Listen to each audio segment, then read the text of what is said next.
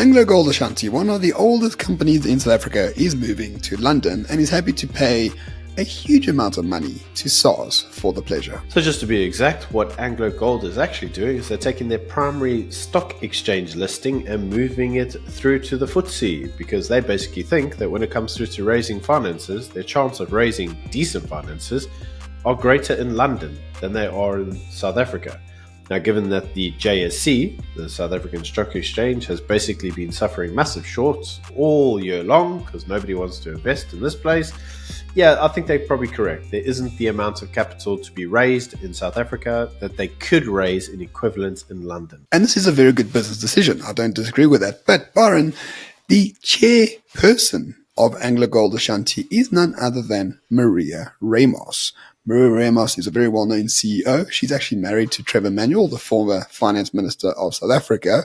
And the interesting thing about Maria Ramos is that she's been an ANC acolyte since her youth. She has supported every single retarded policy coming out of the ANC. And now even she has said, you know what? South Africa is uninvestable. Would it be nice if she thought this hard when she supported those policies in the first place? Okay, and as the chairwoman of the organization, she probably should have sat back and thought to herself, how are all my policies destroying South Africa? But you know what we see time and time again, and you and I have made these comments on Morning Shot time and time again, is that all these people come up with the most retarded ideas, and they're the first to immigrate. We've said this about News 24, right? They go out there and they go, oh, it's so majestic. Oh, we need more BEE.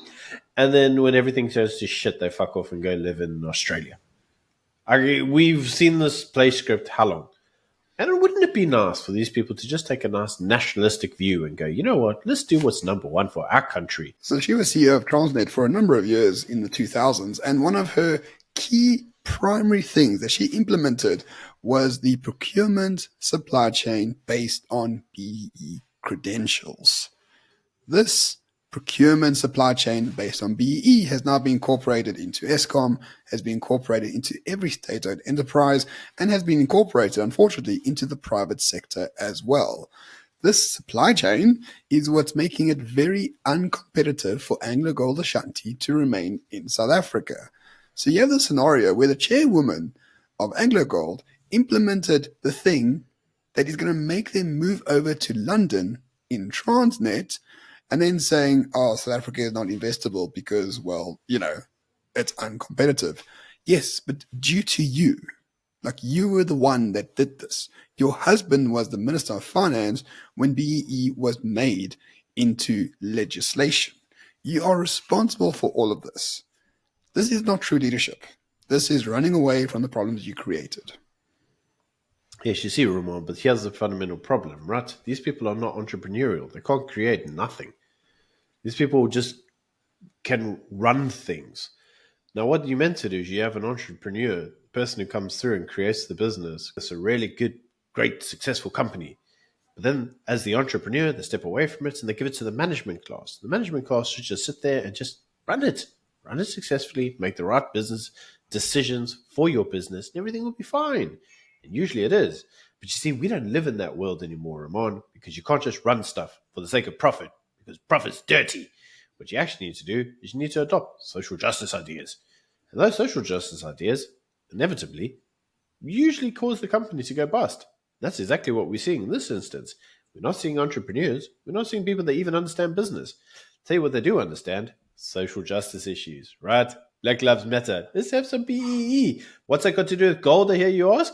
Gold? We don't work at gold in Anglo-America. We deal with trans issues. Yeah, and the worst part of all of this is that her husband, Trevor Manuel, now works for Rothschild. Rothschild is a bank in South Africa. How did Rothschilds make their money in South Africa? Oh, wouldn't you know? They made the biggest BE deals since 1994.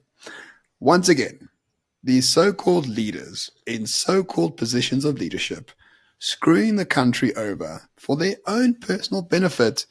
And then when it is uninvestable, they just go overseas. Because you know what? There's nothing rooting them to this place. There's nothing in their soul which says we should actually look out for our country first rather than our personal pockets. But that's just not the case.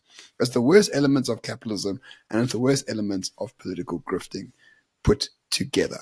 It is shameful behavior. But unfortunately, it's behavior that we see time and time again in our country. Very few people feel nationalistic. Very few people think to themselves, this is the greatest country on the planet to live in, even though it is. And you know when people did feel like it? Well, on the weekend when South Africa won the World Cup. But when it comes through to business and actually just running your life here, nah, that's not really for us. It's all about the balance sheet and the GDP and wherever I can earn the most amount of money. And so all they do, Ramon, unfortunately, is they extract from the country, and when there's nothing left to extract from, they find a new country that they can move to and extract from them also. Unfortunately, that is all they actually are. But it also goes to show that without any form of opposition to terrible ideas from the private sector, the ANC can poison the entire well. The corporate sector is full on into diversity and BEE. The public sector definitely is into diversity and BEE. There is no opposition at all to bad ideas in this place other than random YouTubers, i.e., like us. We need a fundamental cultural shift in this country where people say, that's a terrible idea. Don't fucking do it. Yeah, we used to do it. But you see, the problem these days is we don't want to actually admit that some ideas are just cack. And the reason we don't want to do that is because we don't really want to, put our head above the turrets. Might get shot off. Might lose our funding. Might cost us a buck. So at the end of the day, let's just keep making decisions where we can enrich our pockets and destroy our country.